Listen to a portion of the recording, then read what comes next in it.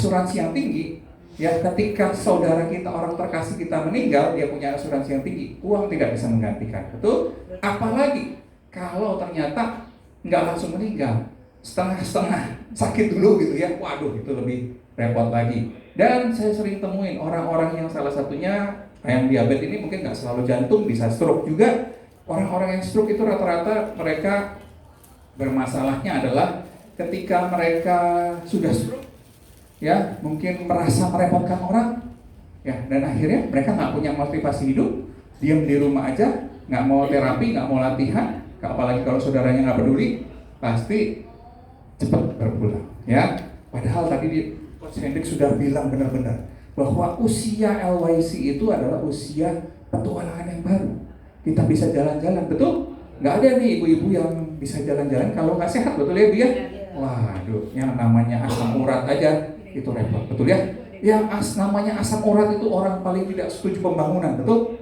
Karena jalan mulus, jalan kasar, jalan ada tangga berjalan, ada lift, tetap menderita, ya karena sakit kemana-mana, ya. Nah, ini faktor resikonya. Yang pertama adalah yang menyebabkan resiko tinggi adalah keluarga yang keturunan diabetes, ya. Dan kita tahu salah satu yang diturunkan itu bukan cuma genetik, tapi juga gaya hidup, ya. Jadi perhatikan gaya hidup kita, gimana kita memberi teladan, terutama generasi-generasi yang sudah generasi X ini ya, dan mungkin generasi-generasi yang Y sekarang sudah kerja mapan, wah, gua kan udah kerja capek, kasih reward dong, ya.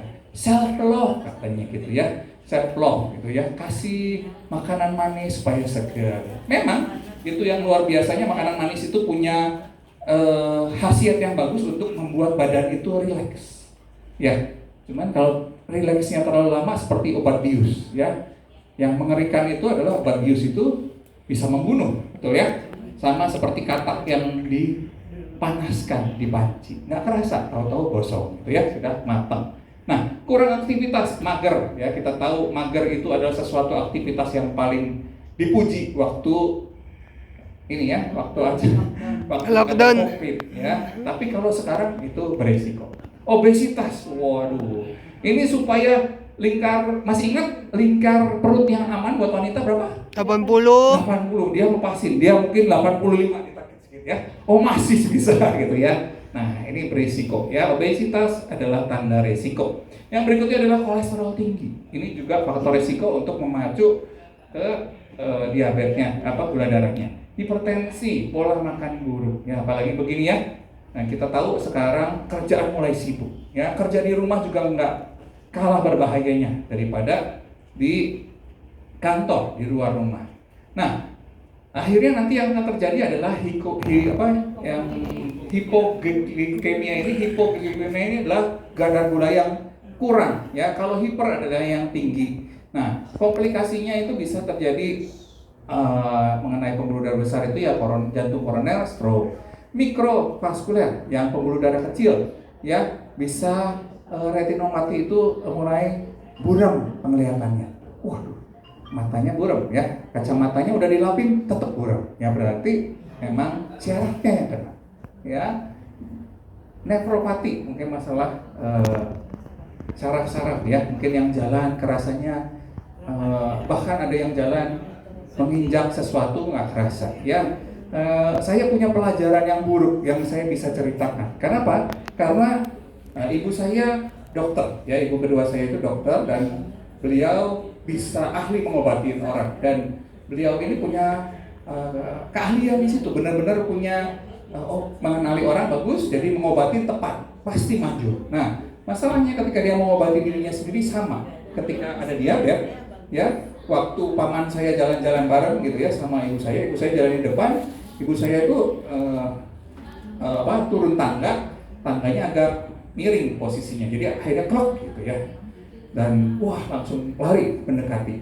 Tapi yang anehnya paman saya itu melihat ibu saya itu jalan tenang aja, kakinya udah miring, tenang aja. Berarti separah itu saudara-saudara, syarafnya udah nggak kerasa. Nah itu ya, udah nggak kerasa, nggak tahu udah lepas lagi atau gimana ya, benar-benar kakinya sudah keseleo, nggak kerasa.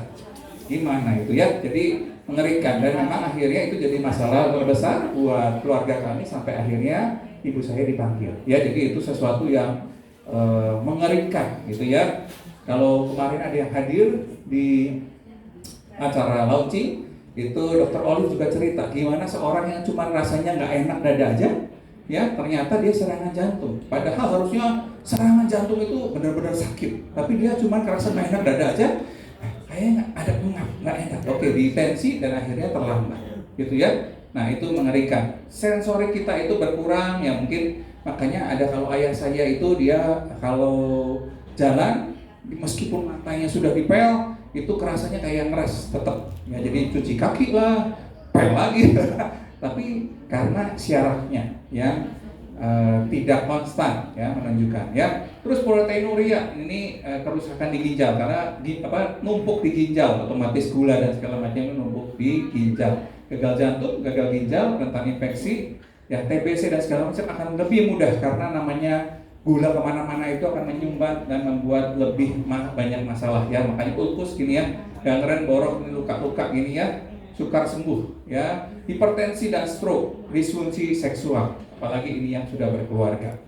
Oke, kita lihat. Nah, gejalanya itu seperti ini. Makanya dibilangnya umum ya. Polidipsi, ini surga air buangan kecil dan lapar. Ini polifagi ya. Nah, ini turun berat badan drastis. Jangan senang dulu ya. Ini adik ipar saya pun kenal, badannya kurus. Wah, senang. Kenapa? Soalnya lari katanya.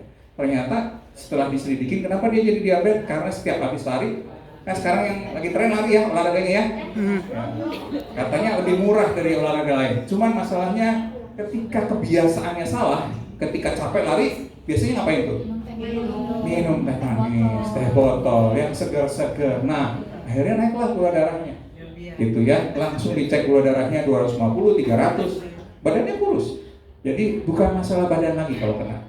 Nah, merasa lelah ya karena nggak nyampe makanannya, meskipun di gula darahnya tinggi. Luka lama sembuh otomatis karena luka itu membuat darah asam ya, jadi nggak bisa kering.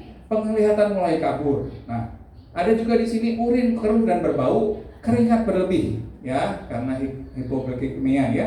Kesadaran menurun bahkan sampai kejang. Ya gatal-gatal aja gitu ya. Diobatin ke dokter nggak ada masalah gitu ya, nggak ada bakteri, parasit, jamur nggak ada loh padahal ya, tapi gatal-gatal ya karena ada iritasi ya. Terus kesemutan. Ya, siapa yang suka kesemutan? Ya, berdiri duduk sebentar, mungkin ada pengajian atau ada acara-acara kumpul, wah berdiri langsung hang. Diajak ngomong kenapa diam aja? Bentar, banyak semut di kaki, ditepok-tepok dulu gitu ya. Nah, itu kesemutan juga harus hati-hati. Mungkin kalau yang sederhana ya memang harus olahraga, tapi kalau diabetes itu harus hati-hati. Bahkan waktu itu saya pernah ada pasien yang di check up, itu dia bilang kakinya udah gak kerasa ini kesemutannya, udah karena saking lamanya gitu ya. Itu harus hati-hati. Bisul yang hilang timbul ya, sekarang trennya kalau anak kecil kebanyakan makan telur katanya ya bisulan. Nah, sekarang karena gula darah tinggi ya.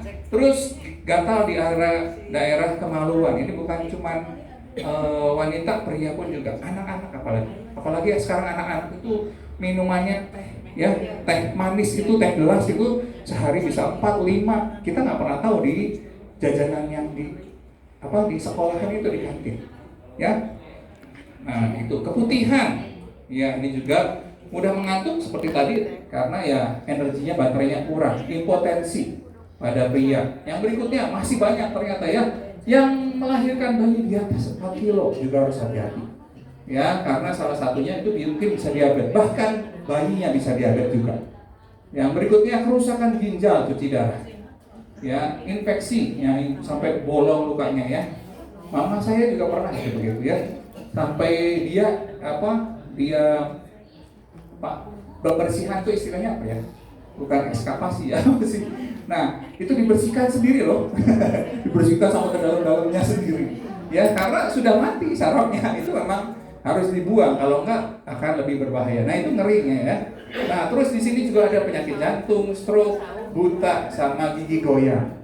Hati-hati kalau gigi kita mendadak suka goyang juga ya, karena mungkin itu karena diabetes ya. Kalau cuman masalah kurang kalsium gampang ya, cuman diisi kalsium.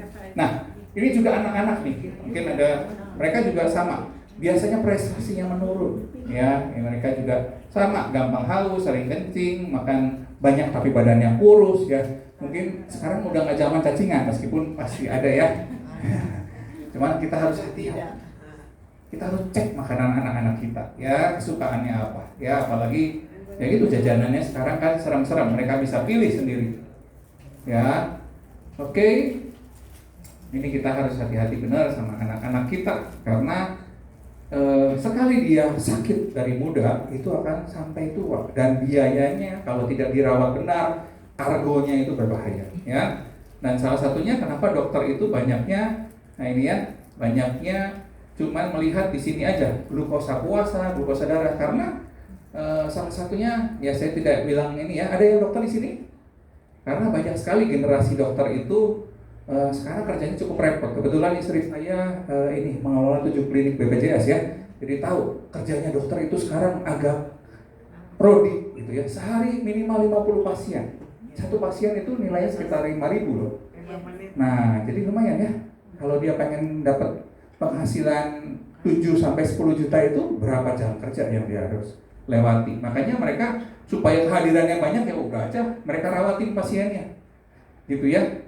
Nah itu yang akhirnya mereka nggak ditanya, mereka cuma dirawat aja gitu ya, disuruh senam. Makanya ada grup-grup tertentu yang sekarang dari pemerintah pun ada kan untuk senam gitu ya, senam lansia, untuk senam diabetes ya.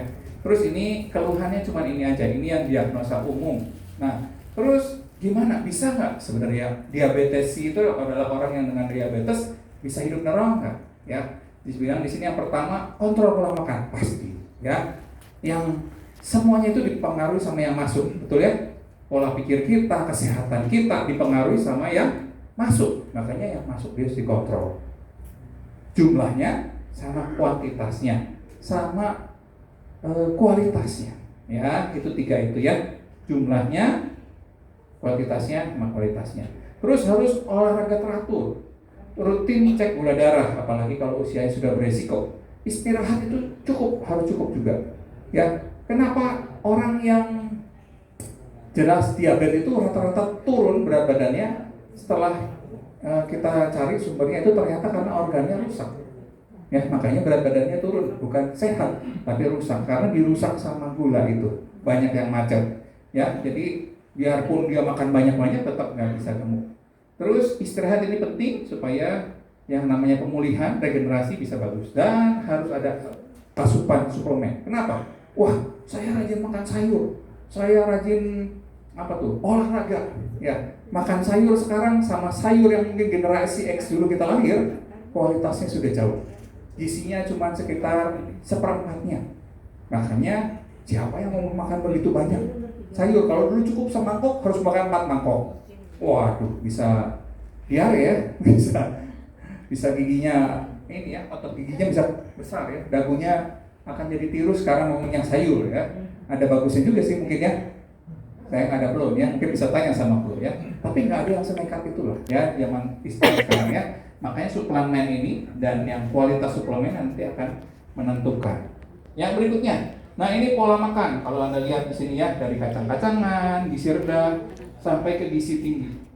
Ini glycemic index ya, jadi tingkat glikemik, kadar gula yang diproses dengan cepat gitu ya. Makanya memang sangat berbahaya kalau orang diabetes masih makan nasi putih. Jadi minimal gantilah dengan nasi merah. Ya, kalau dokter ditanya gimana? Setengah-setengah. Banyak yang dokter, ada yang bilang nggak apa-apa, yang penting enjoy, makan aja gitu ya. Asal diperhatikan jumlahnya, mungkin gitu ya, dikurangi aja lah gitu ya.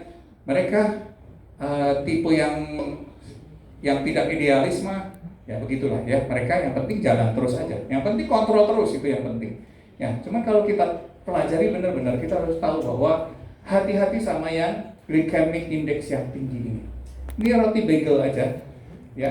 Kayak tadi roti yang namanya risoles nggak manis kan, asin. Tapi tetap itu glycemic indexnya tinggi, gulanya tinggi. Ya, tepung, ya. Nah, bisa dilihat selai madu, meskipun madunya seperti apa tetap ada kadar gulanya ya. Yang dibilang semut tidak makan gula itu juga mitos. Ternyata semut juga makan madu ya. Nah, di sini kentang goreng dan segala macam. Ini makanan-makanan yang digemari sama anak ya. Yang mungkin orang tua kalau pusing anaknya daripada repot, kasihlah roti, kasihlah kue, jajanan-jajanan. Nah, seperti itu ya. Mulai pikirkan baik-baik ya. Dan di sini kita harus bagi juga jumlahnya. Ya, sarapan pagi 300 kalori, snacknya juga berapa kalori. Ya, jangan snacknya lagi gorengan. Ya, snacknya apa sekarang lidi ya. Lidi aja sekarang dimakan loh, canggih ya. Nah, dulu mah buat nyapu, betul nggak? Nah, ngerti ya, snack lidi ya.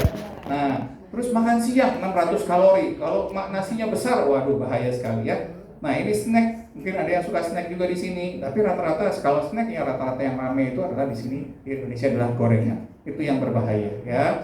Dan apalagi malam. Biasanya filosofinya orang kerja di Indonesia adalah yang makan malam yang paling banyak kalorinya. Hajar gitu ya. Nah, itu yang membuat akhirnya ketika malam nggak olahraga numpuk gitu ya. Nah, ini ya, jadi hati-hati kita perhatikan bareng-bareng. Yang berikutnya, terus apa dong perannya suplemen? Ya, nah ini ternyata penelitian menyatakan bahwa orang yang diabetes itu sebenarnya kekurangan kromium, bukan karena terlalu banyak aja, tapi karena kurangnya kromium. Jadi akhirnya nanti ada hubungannya yang membuat si insulin ini lemah, ya. Seperti sinyal handphone ya, kalau kita temboknya tinggi, ya nelpon mungkin nggak akan tembus gitu ya. Nah, kromium ini akan membantu ya. Ini akan nambahin asupan gizi non gizi, dampak komplikasinya diturunkan, terus menurunkan dan menstabilkan gula darah. Ini bagus ya, memperbaiki resistensi insulin, terus menurunkan tekanan darah dan lipid darah yang tinggi. Ya, nah ini yang kedua adalah kolostrum. Nah, ini ada riset-risetnya ya. Nah, ini kolostrum ini adalah ternyata dia